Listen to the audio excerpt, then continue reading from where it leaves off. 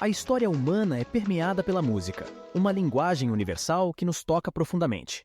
Ela tem o poder de despertar emoções, evocar memórias e nos transportar para diferentes universos.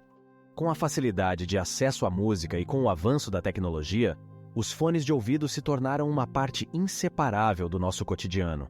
Através deles, mergulhamos em um mundo sonoro particular, onde nos conectamos intimamente com as melodias e as letras das nossas músicas favoritas.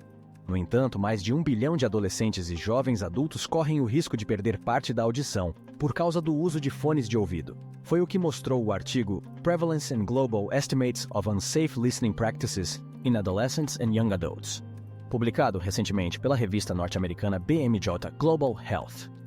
O portal para a recepção do som tem 1001 formas e nós o adornamos de diversas maneiras, mas a sua verdadeira graciosidade está oculta no fundo do crânio. Dentro do ouvido, algumas estruturas são responsáveis pela audição: o tímpano, os ossículos e a cóclea. É o tímpano que separa o mundo externo do mecanismo interior do ouvido. Assim, ele vibra a cada som que ouvimos e introduz todo o processo da audição. Do tímpano, o som viaja pelo ouvido médio, uma cavidade cheia de ar que tem apenas 8 milímetros de extensão. As vibrações são transmitidas por 3 ossos minúsculos, o martelo, a bigorna e o menor osso do corpo humano, o estribo. Esses ossos agem como minúsculas alavancas, amplificando a pressão das ondas sonoras em mais de 20 vezes.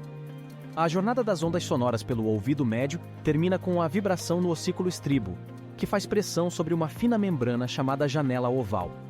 Finalmente, o som é analisado por uma estrutura espiralada, a cóclea. Percorrendo todo o caminho espiral da cóclea está o microfone do corpo, o órgão de Corti. É uma jornada dentro de uma das menores estruturas do corpo humano. No órgão de Corti, um pequeno conjunto de células, chamadas células ciliadas, recebem as vibrações. A oscilação dos cílios causa uma mudança na carga elétrica endocelular, transformando o som em sinais elétricos. É um disparo de impulsos elétricos para as fibras nervosas que é conduzido para o nervo acústico e para o cérebro. Quando são ativadas pela música, as extremidades ciliadas de cada célula dançam mais depressa do que qualquer outra célula seria capaz.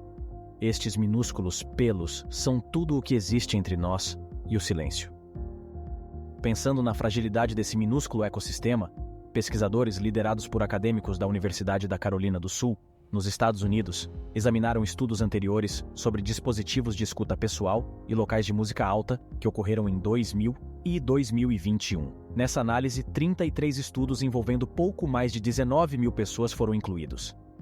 Segundo as diretrizes norte-americanas, os limites recomendados de ruído não devem exceder 85 decibéis ao longo de uma semana de trabalho de 40 horas. Jovens entre 12 e 35 anos que usam dispositivos como celulares costumam ouvir conteúdo ativamente a 105 decibéis, enquanto o nível médio de ruído em locais de entretenimento varia de 104 a 112 decibéis.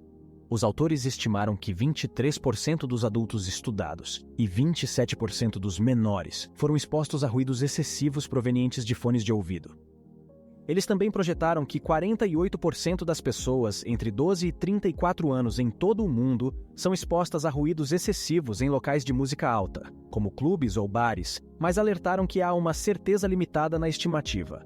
Com base nesses números, os pesquisadores estimam que o número global de adolescentes e adultos jovens que podem estar em risco de perda auditiva varia de 0,67 bilhões a 1,35 bilhões.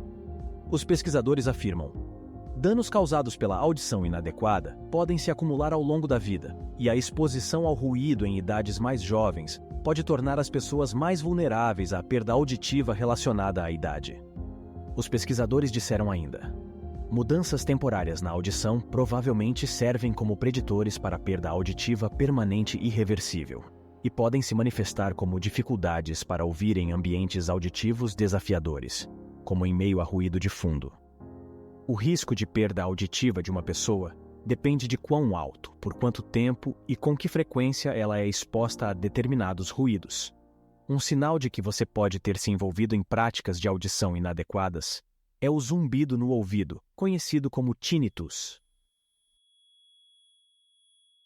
Os autores reconheceram que os resultados não levaram em conta fatores demográficos ou mudanças na política de audição segura em alguns países, mas concluíram que a exposição à música alta em locais e por meio de fones pode significar que um número gigantesco de adolescentes e jovens adultos possam estar em risco de perda auditiva durante a vida.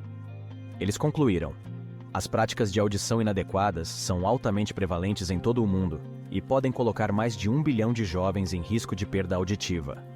Mesmo com os 33 estudos analisados, ainda não foi possível concluir se a perda auditiva era permanente ou poderia ser revertida de alguma forma.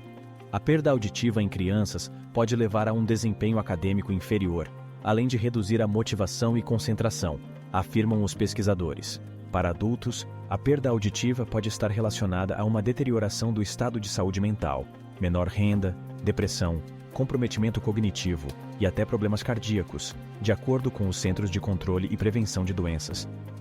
A exposição ao ruído por meio de dispositivos eletrônicos é um fator de risco modificável para a perda auditiva, afirmaram os pesquisadores, e há algumas medidas que você pode tomar para proteger seus ouvidos.